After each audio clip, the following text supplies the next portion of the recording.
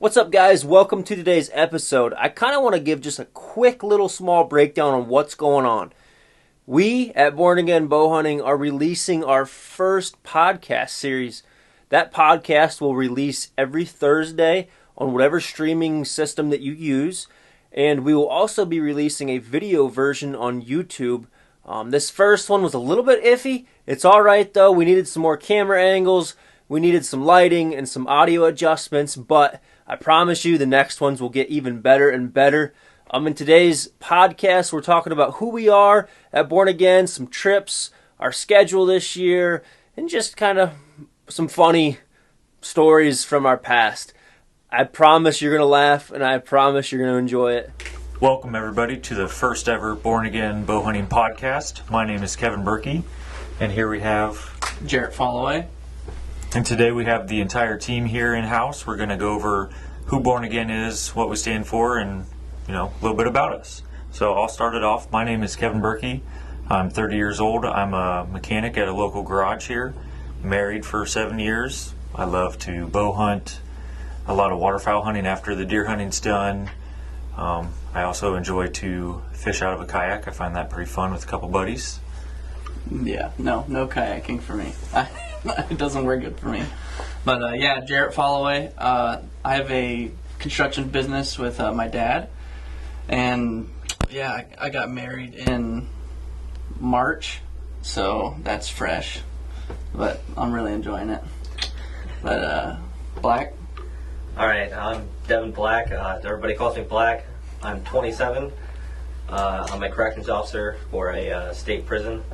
So I've been doing that about 5 years now.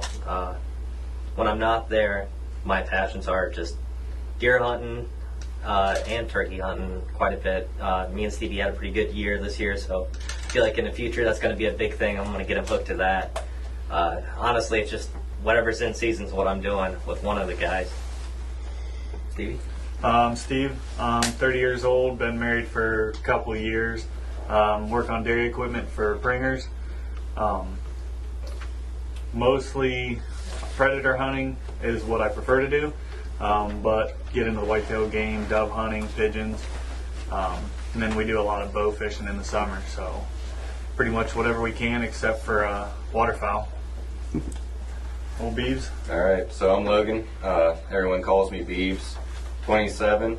Avid outdoorsman, hunt, fish, bow fish with Steve when he allows me on his boat, and do landscaping for a living, so. Bow Guru? Hey guys, this is Zach Romer. 26, I'll be 27 on July 18th. So coming up quick is my birthday. I'll start with the fun stuff. I'm recently a owner of a business called Third Axis Designs. Excuse me. That's 3D printing is what I mainly do. Bow accessories, grips, all that stuff. I'm married to my wife, Michaela. What else? My main job, I'm an accountant for Sherwin-Williams. Not as exciting as the 3D printing stuff, but I do that. And then avid target archer. I'm the target guy on the team. I do a lot of everybody's bow tuning, fix people's bows, all that good stuff. So that's me. Alright, last but not least, I'm Matt Williams. I founded Instinctive Passion Outdoors, and we did a name change last year, I believe. We did a rebranding to Born Again Bowhunting. But I founded originally IPO, 4 years ago? And a couple of us guys got together and just wanted to film some content and have fun with it. As we evolved and as it became more serious, I slowly started to realize that we needed to do something with it more than just film hunts. And that's when the Born Again Bowhunting thing happened. All of us here are Christians. We don't claim to be perfect at all, but the whole Born Again Bowhunting meaning is just that you don't have to be a perfect person. You can repent and you can accept Christ in your life and you'll be born again.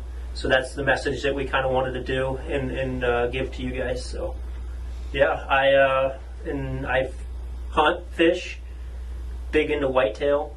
My wife is a doctor, so my life's pretty hectic.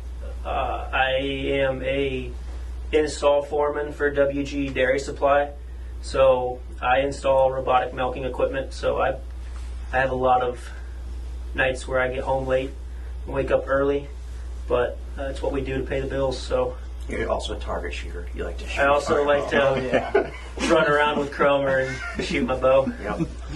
Yeah, so Jarrett, I'm fairly new to this Born Again stuff. Last year, I kind of did like an internship, and this year I'm sticking around. I had a lot of fun. That's right. Yeah, these guys are great. And so this year, we're bringing Kevin along, and I think this is going to work out great. And we're all just excited about all this, the podcast, the videoing. It's definitely become a serious passion of all of ours. So yeah, that's us. That's Born Again. We're gonna run with this podcast and see what happens. No, I like the idea. I'm excited. So I'm glad you touched on the name change already. What made you guys want to change the name from Instinctive Passion to Born Again Bowhunting? I touched base on it a little bit earlier, but I think just we have a platform now. I believe it's obviously not a huge platform, but it's a platform and I want to do more than just produce hunting content. If we could just put a spark into somebody's life or just a twinkle in their eye, on what it means to be born again, and even if it's just something as simple as a text message or DMing us and asking, hey, what's it mean to be born again? Like that's all that I want from it, is just to be a positive Christian role model for our viewers. Yeah, cool. So, what kind of trips you guys got planning for this year? So hunting trip wise, we are doing our annual Kentucky trip where everybody will be going down. I believe Black maybe has some work things that he's got to work out, but he'll be there. Yeah, he'll be there. So we're chasing that velvet early season, and that opens the first Saturday of September. September 3rd, yeah, right. So we'll be chasing some velvet giants. Yeah. We don't have much luck chasing the velvet giants. They're there. You guys see a lot of them. But Yeah, that's the thing, man. It's just I think we got her figured out this year. I really do. We've got some property that we picked up last year that we're going to do some different things, and I think we're going to be golden. I think this may be the year that a velvet. No. I'm not saying velvet giant, but a velvet is going to go down. Well, Black's running the trigger, so he said 100-incher velvet is getting smacked.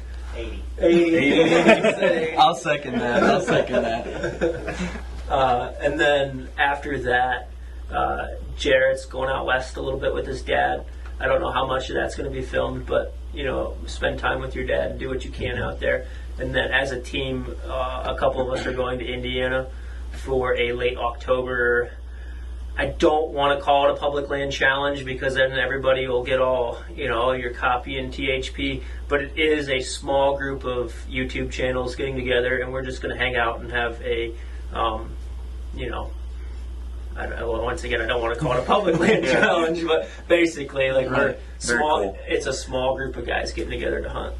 So is target stuff over? Or no, it's not. Now, when do you transition from outside to inside? Well, depends on Matt's more the guy for the outside to inside. Okay, for target stuff, it's going to be August is usually when a lot of it ends because the majority of people that do target archery are also avid hunters. It just goes hand in hand. There's only probably 10% of us that are just target shoot, and I sometimes fall in that 10% that just target shoot. But so end of August is when a lot of stuff buttons up and finishes up. But July is an interesting time because it's field archery, and we don't have to get too crazy in the target stuff right now. But it's field archery right now, and then I know there's a lot. If you guys are listening to this, you probably know what ASA archery is. Hopefully, maybe 3D. If you know who Levi Morgan is, or these professional archers, there's some ASA stuff to finish up. IBO. So it's definitely right in the middle of target archery right now as well. And around September is when things really slow down because, for obvious reasons, why we're also on this podcast mostly is because of why target archery shuts down in September. So, Matt, you setting down your target bow yet? You getting that hunting bow ready? No. Drummers. I'm dragging him through the weeds, baby. Dude, I lost interest like a month ago. I'm dragging him Sunday. We're going Sunday. We're going to it's called a trail shoot it's 3D targets with orange dots or something close. Like they might be red dots, but it's Matt and I. Basically, just the 11 rings colored. Yeah, a little bit bigger than that. A little bit bigger, yeah. But it's Matt likes it too because it is 3D, but it's all known yardage. We like the known yardage stuff. I mean, everybody has a rangefinder nowadays. The unknown stuff is kind of its own thing on the side. Yeah, it is, but there's a lot of guys that still are really passionate for it. But you don't have to go out in the woods anymore without a rangefinder. So we're big fans of the. Yeah, I want to know my yardage. Yeah, me too. For sure. So that's what we're doing Sunday. So I'm still dragging him through it. He's definitely. But after Sunday. Yeah. He's already backed out of like the biggest tournament of the year because it's end of July and he has to go chase deer. So, it's fine. I'm a little salty because I've been looking forward to this trip for like, I don't know, a year and a half. But Matt, he's got some bucks on camera. He's it's taking up his mind. Time to put the work in.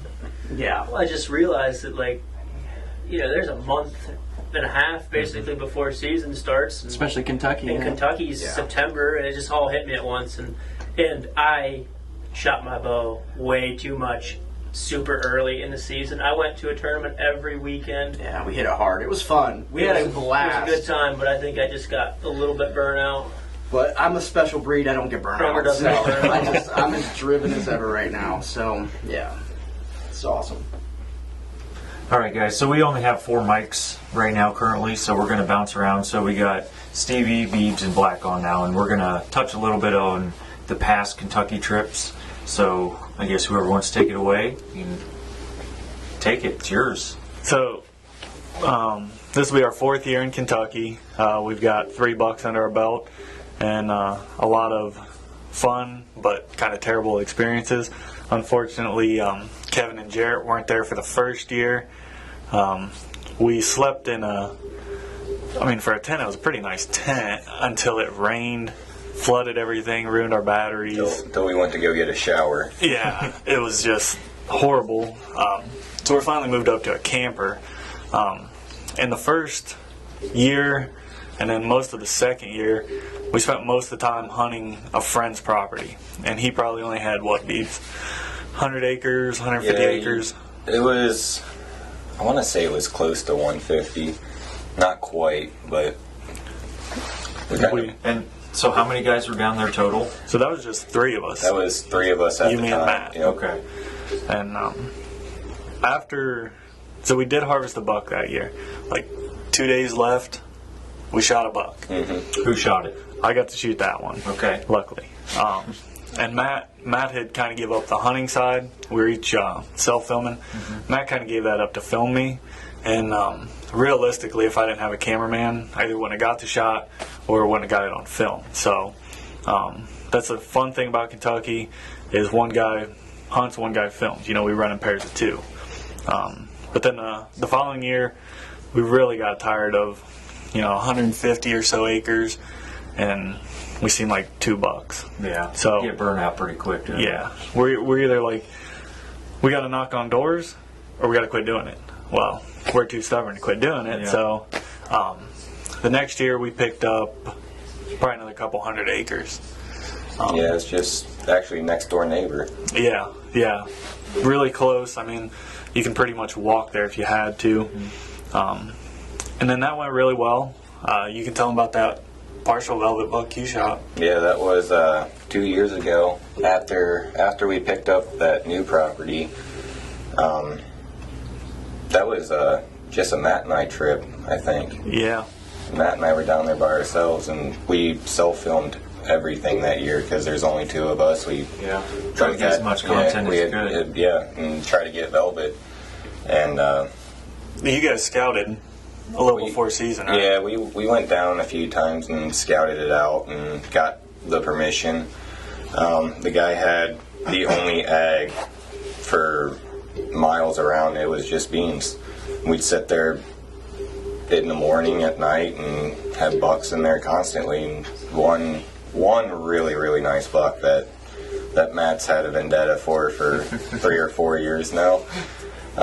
Actually 3 years, yeah, I ended up shooting my buck. It was on 9/11. I think it was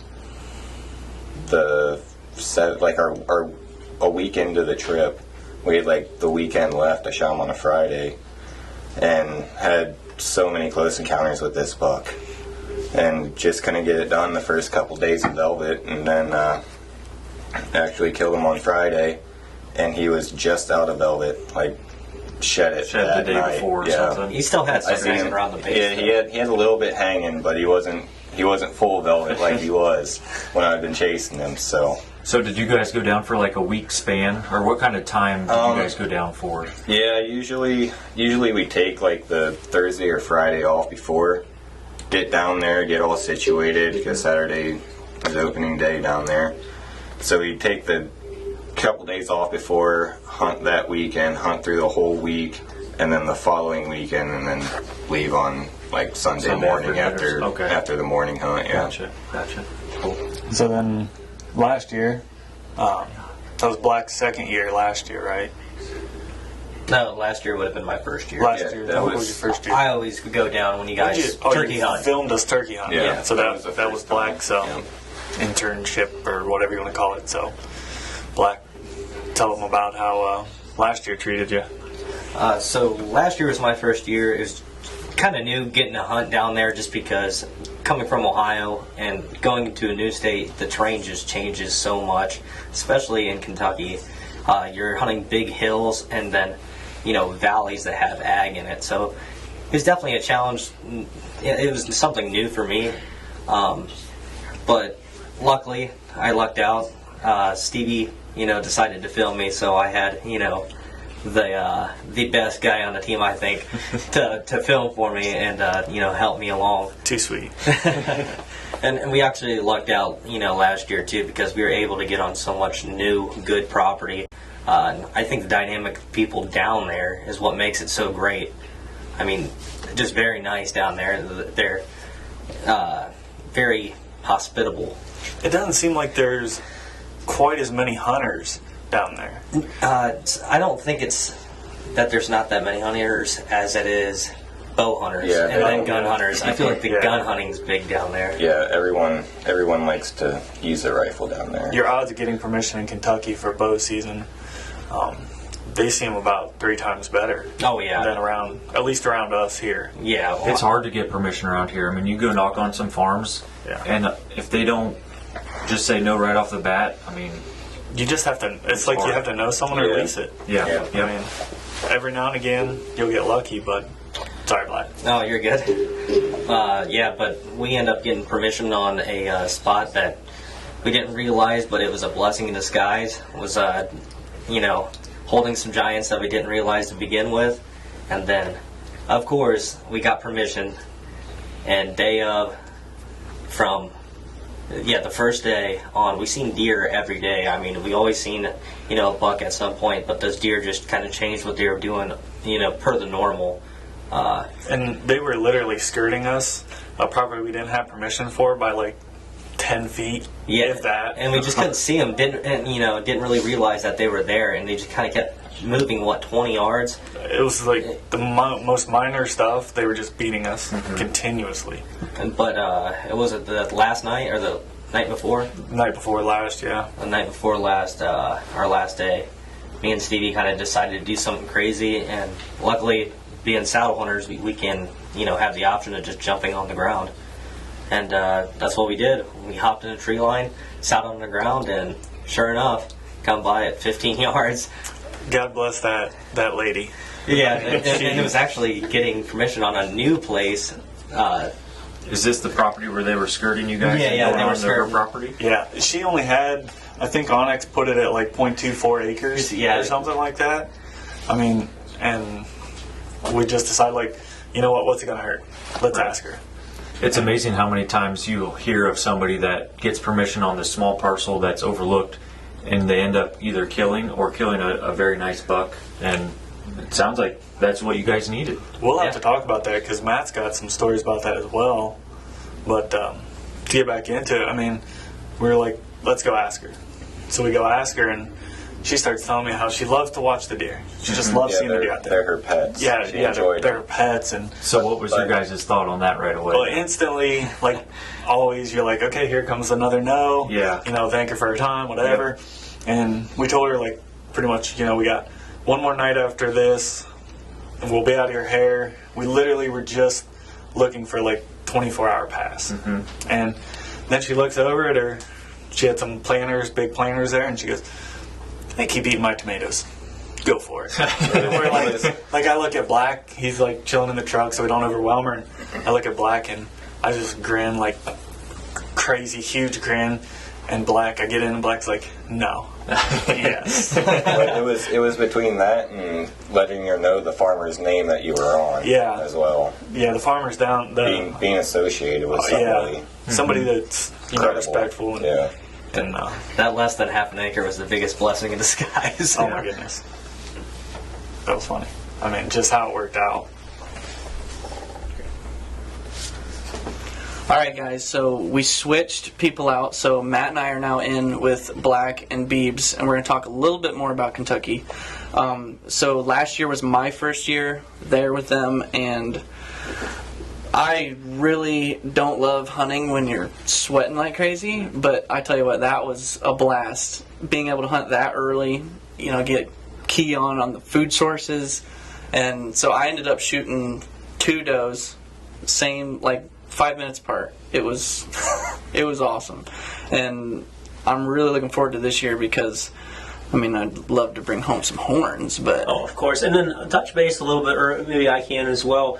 We shot, how many deer did we shoot last year? 6, 7? Yeah. There was quite a few.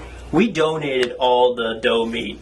Actually, actually, Black Steer sat overnight, I think. Yeah, so it went bad. So the because it was 90 degrees, the meat was not worth. It's not even worth a chance of, you know, eating that. We didn't give it to anybody, and of course we weren't going to eat it. But all the doe that we shot, which was like 5 or 6. Don't quote me on that because I can't remember exactly. But we donated it all to basically the less fortunate. I've got a good buddy down there, Murray Smith. He actually lives in southern Ohio, and I called him up and said, "Hey, we're ready to just slay some deer.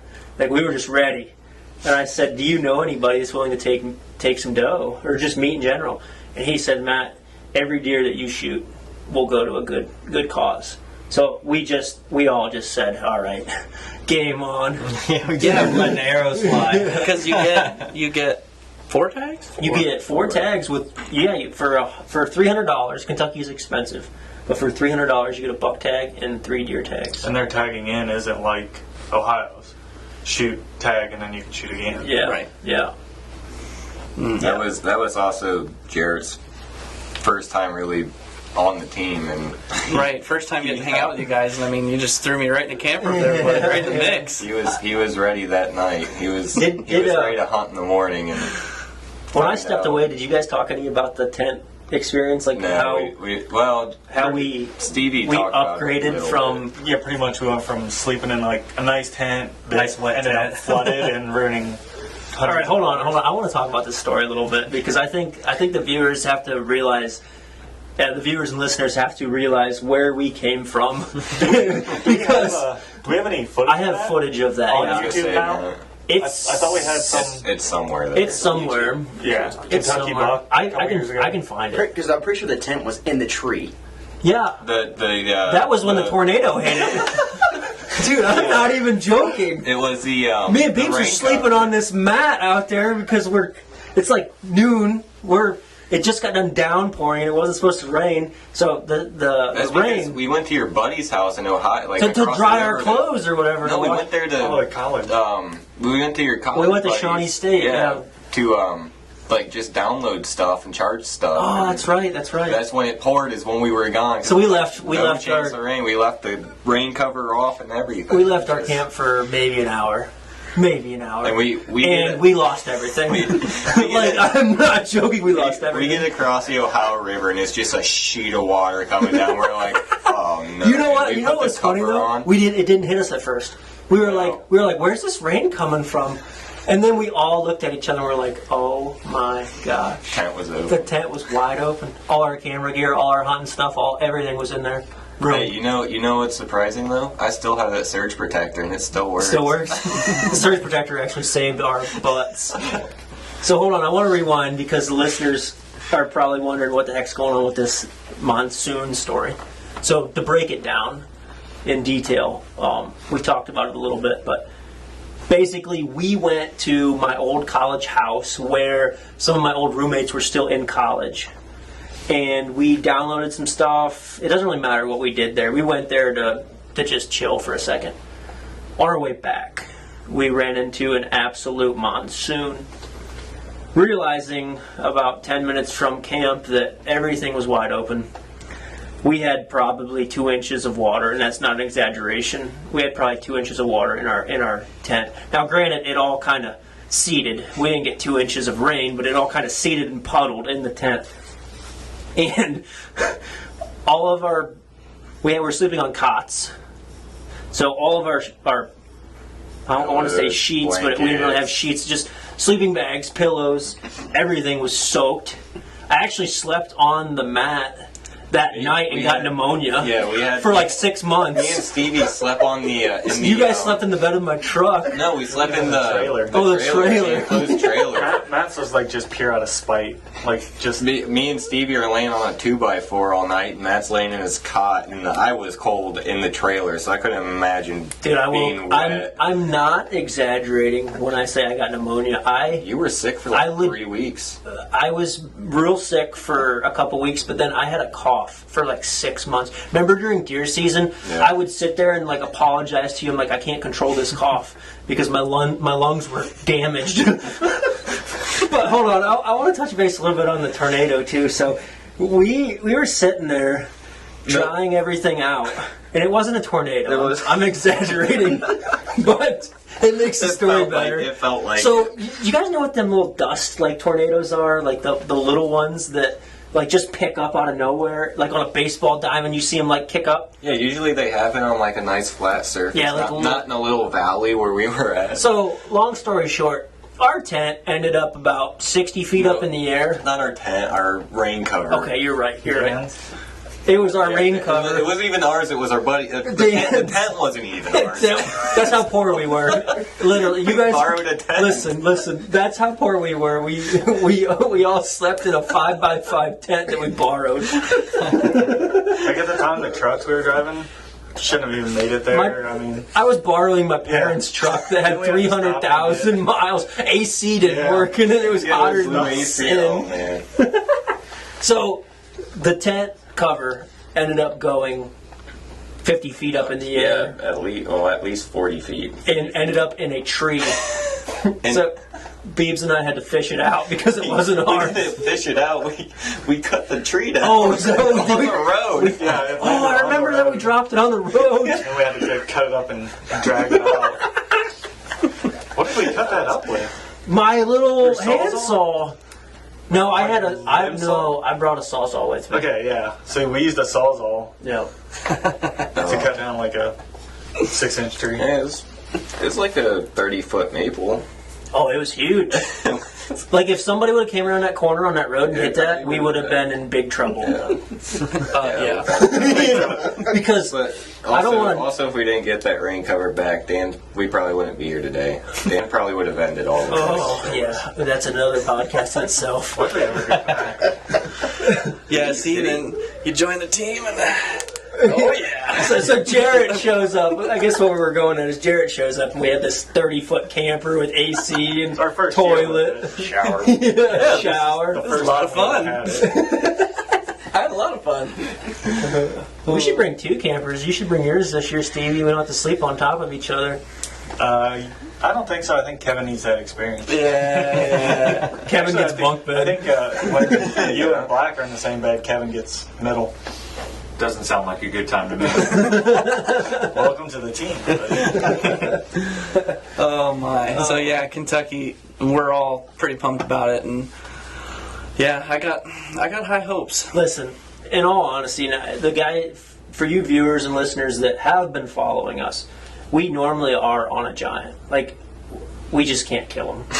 We got to figure that out. We find them. We have proof. Like last year, we were probably hunting like a mid 180s. The year before that, I seen a 160 incher like almost every night. It's just the fact that it's wide open, giant bean fields, and just like ag's hard to hunt. I mean, it is. Yeah, those deer just disappeared though last year. That's what made it so difficult. Last year, it was just something with the beans. I really do think that they turned, because it wasn't just on the property that we had permission There's all for. properties. It was every single bean field there was not a deer in. And when you go down there with expectations of let's only get property with bean fields, we were kind of screwed. Yeah.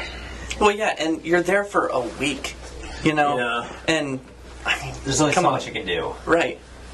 Well, But that's what, makes Kentucky so much fun. It's only a week. All of us are hanging out. All the dumb stuff that happens to us that just makes like the best memories. no phone service. Yeah, no fun. except for me. It's just what makes Kentucky the best because, even if we weren't on deer, it's just a great time. Hey, Kevin, if you're gonna, are you a freeze baby? Do you get cold easy? No, not really. Oh, you're good then, because Beau's about killed Matt last year. Running the AC for him. The camper was like 20 degrees. Oh, I think I literally woke up one night and Flashbacks. Sometimes I can get kind of moody. I think I about lost my cool on some people because it was 50 degrees inside that camper. And I was sweating and I had a D-wall fan on me. Me and Jared loved it. It was amazing. Amazing, yeah. He needs to step up to the couch bed this year, I think, Jared. Yeah, sure. It's Where the do I best go trip, on though. that? By far, it is my favorite thing I look forward to every year. Because you we were cook on the- together I was on the every, table we cook together every day. We're hanging out shooting bows all day long. We're always messing with somebody. Somebody's always, razzing somebody else. Somebody gets smacked with arrows. Yeah.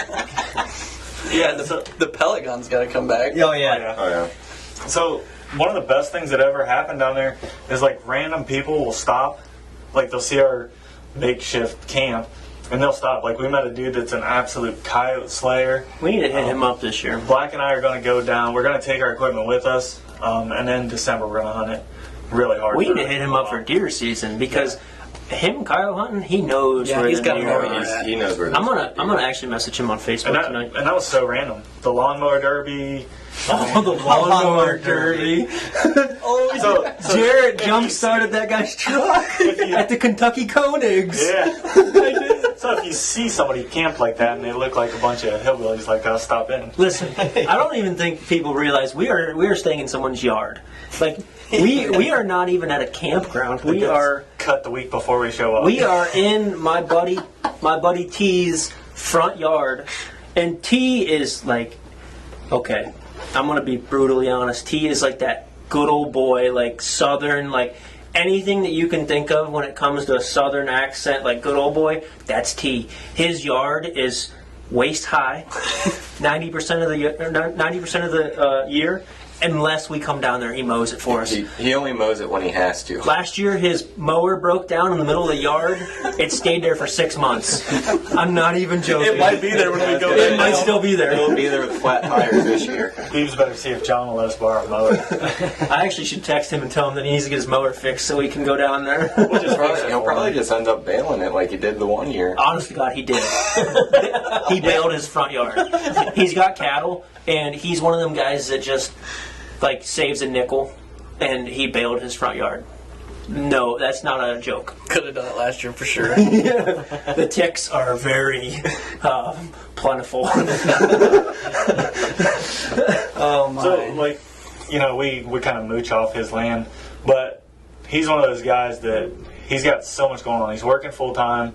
He's got, 50, 60 head of beefers randomly here and there. Yeah, Angus. So, Black cooked them dinner last year. We've worked on fences and stuff like that. Yeah, so we do stuff while we're down it's there like, for him. it's almost like hanging out with that fun, crazy And cousin. it's funny because we always offer him a deer. Like anytime we shoot a deer, he gets first dibs, and he always tells What's he us say? every time, "Why would I eat that when I got beef here?" Every time we offer him a deer, I ain't eating that. Oh yeah. So we are super, super excited about it this year, and it's just going to be a good time. We're killing a regardless. booner. Killing a booner. Mark my words, killing a booner. Booner in a pile of does. Oh, for sure. Yeah. All right. Let's jump into Indiana. Let's just real quick go over a little bit about that. You know, who's probably going to go, because I don't know for sure if we know exactly who's going yet. But all right, Matt. All right, so to dive into Indiana now, we got contacted, I think it was on Instagram, it doesn't matter, but I got reached out to by a small YouTube group, Simon Brother Outdoors. They're out of northeastern Ohio, and they came up with this idea of doing a small public land meetup or meet and greet where small YouTube, under 10,000 subs, small YouTube channels were going to basically meet in Indiana, southern Indiana, on property that nobody's hunted before. So there's rules to this hunt. And before I dive too much into it, Stevie, Black, myself are 100% going. Kevin, maybe. Maybe. He hasn't, I guess we haven't really talked to him about it. We can make him. But if he wants to tag along, he's more than welcome to. But it's the third week in October. October, what, 17th? Is it that? 17 is what you said. That's that Monday, yeah. So it's basically going to be a week-long hunt where we hunt southern, big, hilly terrain, public land that nobody's hunted before. The rules are we all have to hunt in a certain area, like every team, and it maybe be like 10 square miles, 50 square miles, whatever it may be, whatever the Simon Brothers come up with for rules. We have to stay inside that limit. And we all stay at the same campground, and we basically we can't hunt it, or excuse me, we can't scout it until the day of, and we're going to go down there, and hopefully between the three of us, possibly four, we'll lay down a buck. That's the game plan. So, do you know, as far as rules, all have to hunt together, or it's self-film? Oh, no, it's just run and gun, whatever you want to do. There's no rules on, like, filming. Okay, so as many guys as you bring, that's how many guys you got batting for you, essentially. Yeah, but I mean, like, I know Black's not going to buy a tag. Right, I know you're buying right. a tag, and he's going to film you. Right. I was just going to self-film unless somebody wants to tag along with me. But Cough, cough, somebody. yeah, maybe Kevin. But Just have your wife listen to this podcast, and then she can't say you didn't tell her. Yeah, plans for the year. Genius. So there actually are some. I'm not going to name drop everybody because they haven't confirmed 100%, but there are some pretty like well-known guys coming that have said that they're very interested. Any sneak peeks? I mean, can I know? so like,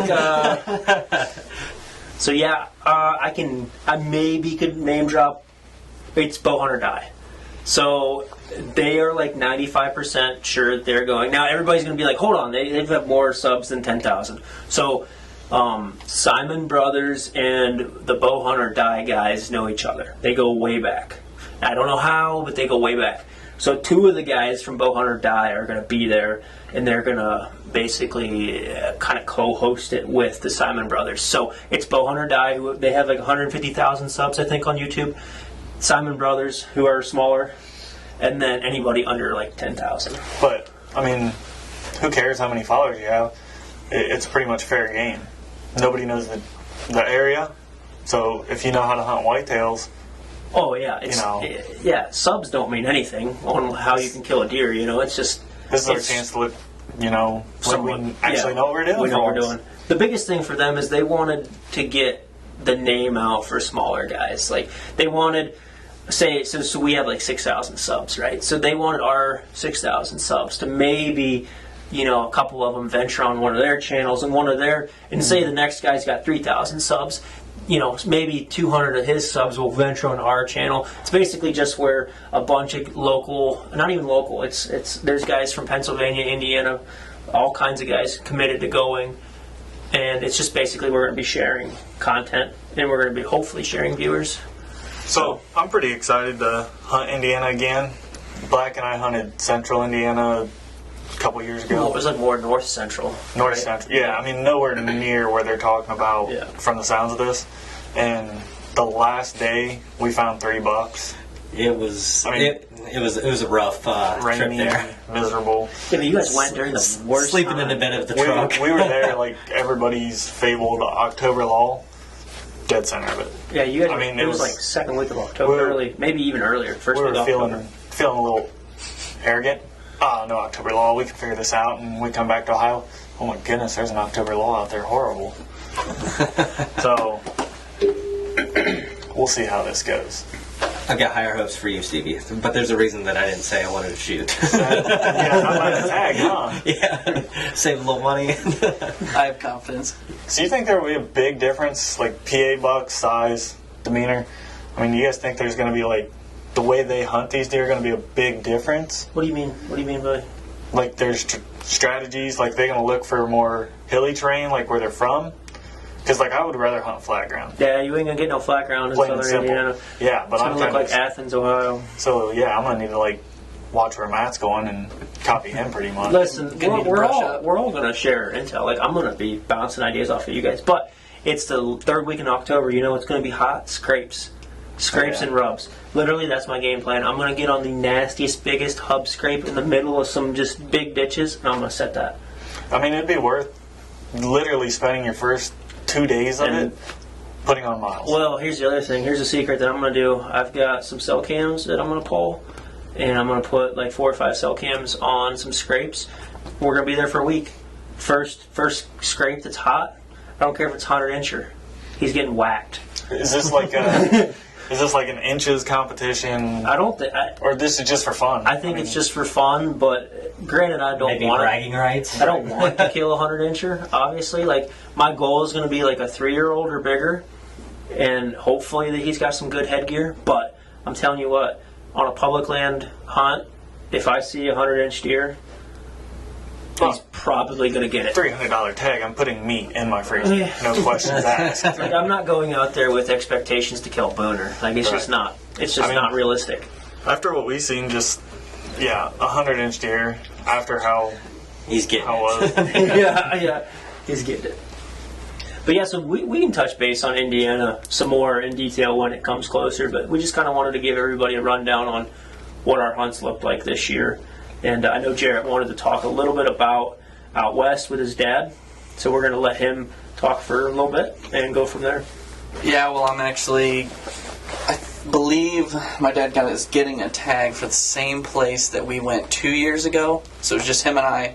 And this is somewhere that my grandpa hunted years and years ago. And we have 3 bull elk in our basement, all from this, basically the same unit. And so my dad and I were just like, 2 years ago, we were like, hey, let's just go there. Like, I mean, there's got to be elk.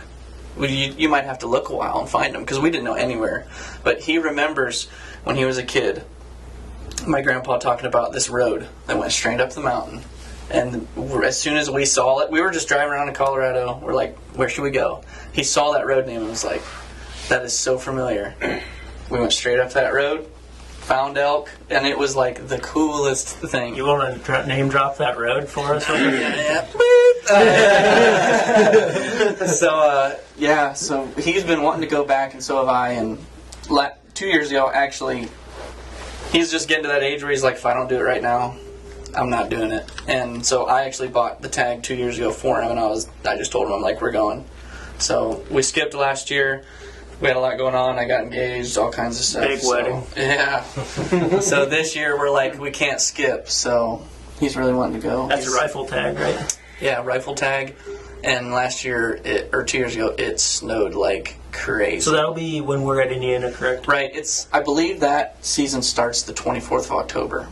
So yeah, I miss it when it's getting hot here, but that's all right. you'll come back. Yeah, I'll just, first couple days. Knowing you, it's first weekend anyways. I have no problem with that. But yeah, I'm really excited, and it's quite the drive and quite the haul, but it'll be good. All right, guys, we're back now with Zach, and we're going to talk a little bit about archery and 3D.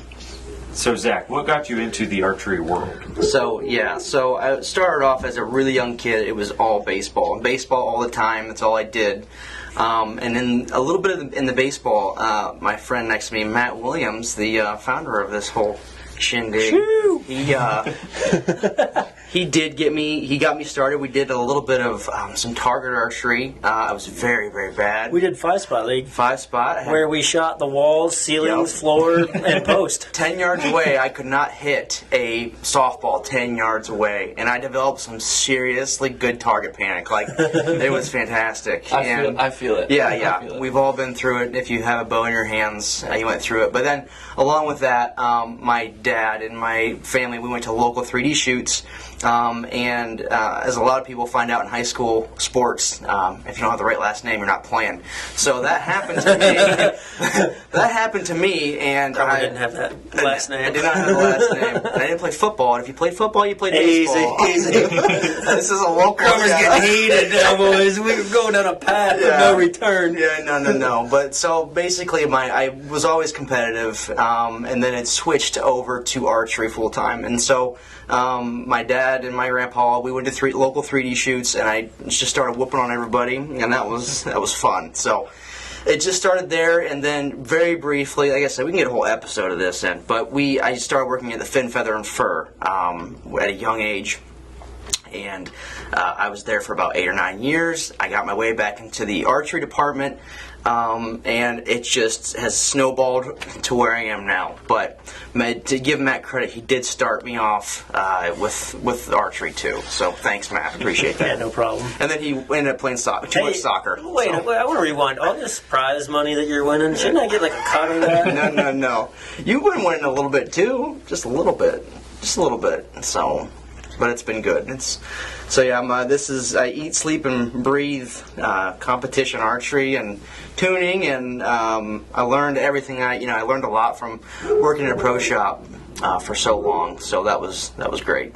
Very cool. It's so nice to be able to break stuff in the field, and then you're like, hey Zach, I need help. So yeah, you'll find out very soon that I'm here to fix people's stuff and to tune it For free. For free, yes, for free. That's always nice. It takes 3 hours of my evening, and I get a pat on the back. That's great. Our friendship. Yeah. Well, let me tell you what, we love you. Yes, you better. That is And now true. everybody's getting side plates for their Matthews bows at no cost. So. And they're great. Yeah, a little plug. We're going to throw a little plug out there. If anybody's interested in a side plate for a Matthews, 2018 or newer? 19 and newer. 2019 or newer, definitely get a hold of Chromes. Yeah, it's I'll plug myself. It's called 3Axe Designs is my Instagram. So I would love to do I keep saying this, but I'd love to do an entire podcast just on we will. target We're archery going and my 3D printing and what I'm doing and my whole come up from being an idiot in the archery shop to I ended up doing a lot of training at the pro shop I was at. So To a stud. yeah, I wouldn't call it that, but Stuck muff. yeah, something like that. But Oh, yeah. So do you have any big shoots to round out the year? I know you said that side of the stuff is kind of... Yeah, so what I was saying earlier, if this Field gets, Nationals. if we keep this, I'm supposed to have Matt coming with me to Field Nationals, but as we said earlier, he's a little burnt out. But yes, one of the biggest shoots of the year is over in Enola, PA. It's Field Nationals, and this is actually my first time going to this Field National shoot. But it gets a little bit into the weeds, but field is definitely my favorite version of archery shooting style. You're in the woods, you're shooting at targets from 6 yards all the way to 80 yards. So field is the purest form of archery as far as tournaments go. I mean, if you know how to shoot a bow, and if you don't know how to shoot a bow, field archery will tell you if you can do one or the other. So it's just my passion, and some people would want to peel their eyeballs out doing it because it can get repetitive. But I find the challenge of archery is you're always pursuing perfection with archery. You'll never reach perfection. So you're always going for it, and that's what keeps me coming back every single time. Very cool. And I shot at the local field last year for the first time. Sure. And it was very fun. I shot again this year, and they put on a very good shoot. Yep. Yeah. You were at the field shoot this year? Yeah. I didn't see you. Mm-hmm. I know you were at the trail shoot. Well, I'm sorry. It was the trail shoot. Trail Yes, shoot, yeah, yeah. I'm sorry. The trail shoots it's the same difference as field archery. Is it just one has the orange dot or color dot and the other one does not? Yeah, the trail shoot is 3D targets, and there's an orange dot on the 3D targets, and then field there's bales set out throughout the woods. Okay. And it's a little bit more consistent point system with field archery. It's the same. You shoot 4 arrows. Shoot 4 arrows per bale. Yeah, per bale, and 5 then points per arrow. Yeah. Yep. So X's are tiebreakers. Okay. Yeah. Gotcha. So Well, I think we're going to close this one out here pretty soon. Jared? Yeah, well, thanks for listening to us gabble all night, and It's we're been really, fun. we're really looking forward to all the podcasts that are going to come out of this. And Why don't you guys touch base a little bit on consistency, what our schedule looks like, what we're going to do starting out, and then with full intentions on going into. So what we are planning on doing is 2 podcasts a month. We're going to release them on Thursday, so every other Thursday of the month. And then eventually we're going to try to do one each Thursday, so every Thursday of the month. yeah, we're really going to have to test the waters and see what we can't do, how often, but we're going to have a blast trying to figure this out. Yeah, it's going to be fun. Talking about hunting, archery, whatever, outdoor stuff, it always gets me fired up. All Yeah, right. and if you guys have any, sorry, Jared, I Nope. don't mean to, if you guys have any suggestions or just, DM us, if you personally know us, text us, whatever you want to do, let us know that. ask about topics you guys want Yeah. to hear about. That's Yep, huge. absolutely. We want to know. Yeah. We want to know what you guys want to hear about. We're kind of, obviously, we're new to this. This is our first podcast, so we would definitely want to make our viewers and listeners happy. So whatever you guys want to listen to, please let us know, and go from there. Yeah, and then I always, I'm a little bit unique in this group. If you, want tuning and target stuff that ties into making you a better hunter, we can always get into that too. Absolutely. I think we're going to. Yeah. Yep. All right. Well, we'll see you guys on the next one. Born Again out. Peace.